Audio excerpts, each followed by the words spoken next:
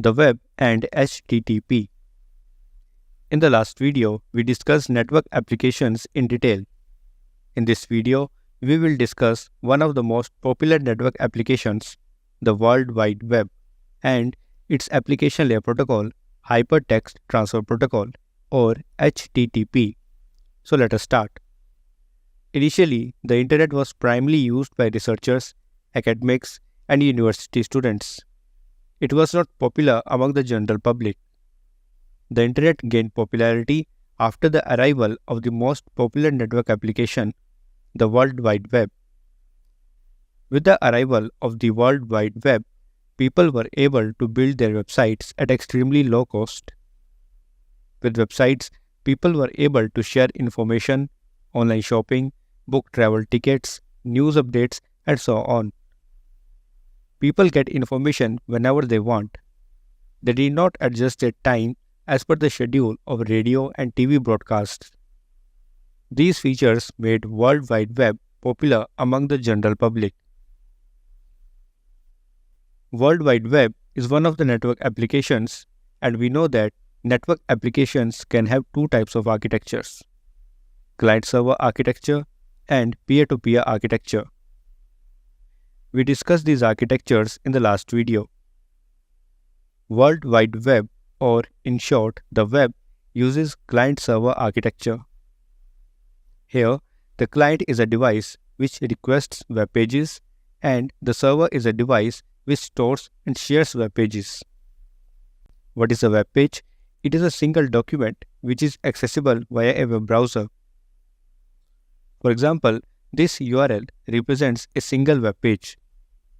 A collection of web pages makes a website, for example, Wikipedia. Now, the client is requesting web pages and the server is sharing web pages. The request-response pair between the client and the server are transferred in the form of HTTP messages. HTTP, or Hypertext Transfer Protocol, is the application layer protocol that is implemented in the client program and the server program. An example of a client program is a web browser, like Google Chrome. An example of a server program is a web server, like Apache Web Server. When we open a web page on a web browser, we see that it contains some text, images, audio, or videos. These are called objects. Say, a web page contains some text and 5 images. It means that the web page has 6 objects. Web pages are written in HTML language. The HTML file contains text and links to other 5 images. So, when we open a web page, initially the web browser requests the HTML file. It interprets the HTML file and then requests the linked images using their URLs. At last, the web page is displayed on the computer screen. Please note that the object or a web page is transferred using the application layer protocol, HTTP. We know that HTTP uses TCP as its underlying transfer protocol. Since TCP is a connection-oriented protocol, the web browser first set up a connection with the web server. Once the connection is set up, the web browser and the web server access TCP through their sockets to share messages. The web browser sends an HTTP request message and the web server sends an HTTP response message. This is the format of a typical HTTP request message and HTTP response message. Please note that once a web browser sends the request message into its socket, the message is out of the web browser's hand and is in the hands of TCP.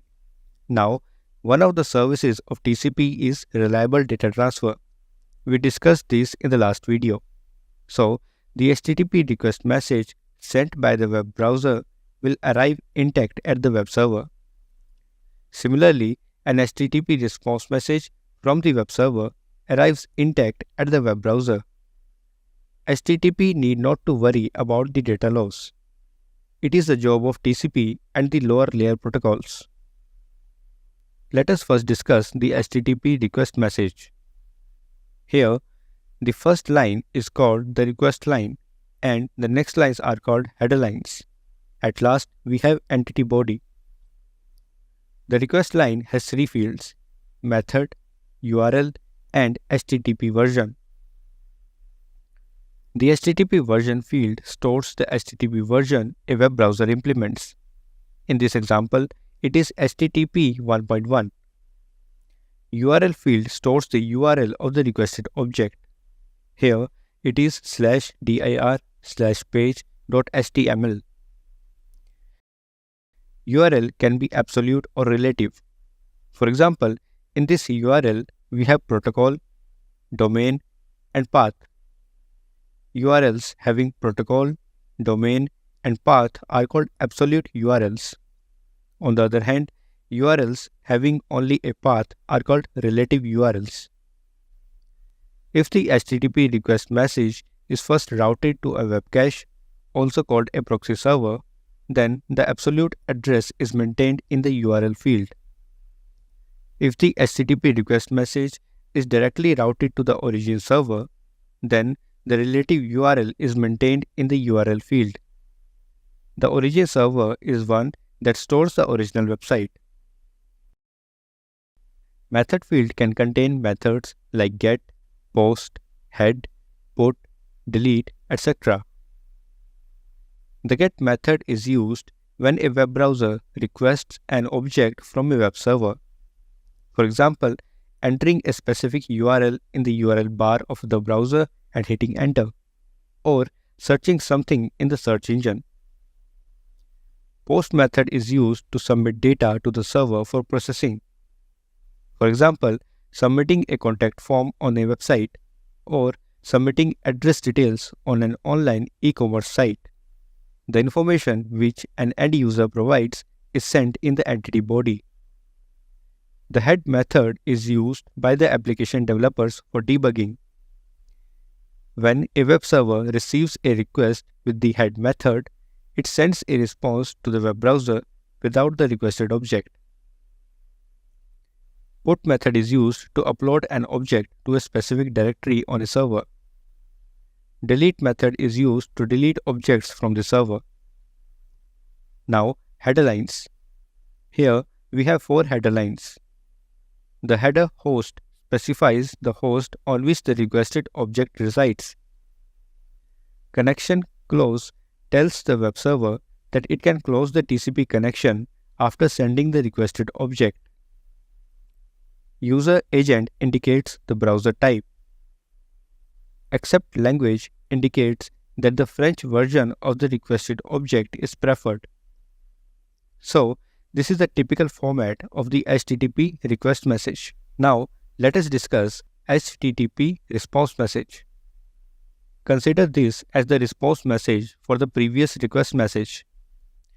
HTTP response message has 3 parts: status line, header line, and entity body. Status line contains the protocol version, status code, and the status message. Here, protocol version is HTTP 1.1, which the web server is using. Status code is 200, and status message is OK. It means the request is succeeded and the requested information is returned in the response. These are some of the status codes in the HTTP response message. This response message has 6 header lines. The first one is connection close. With this header line, the web server tells the web browser that it will close the TCP connection after sending the response message.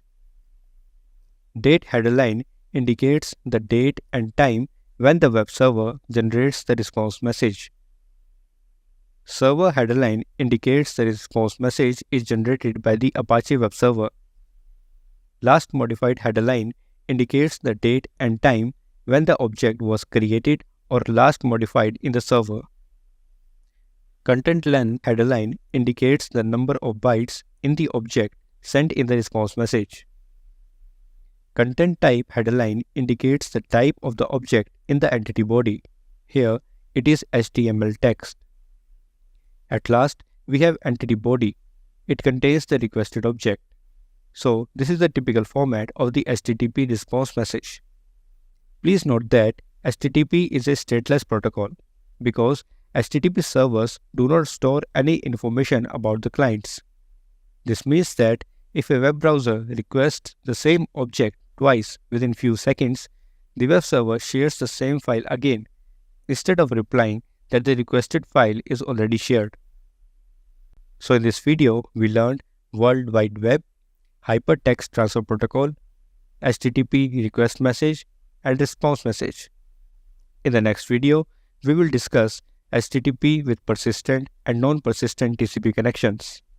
Thanks for watching.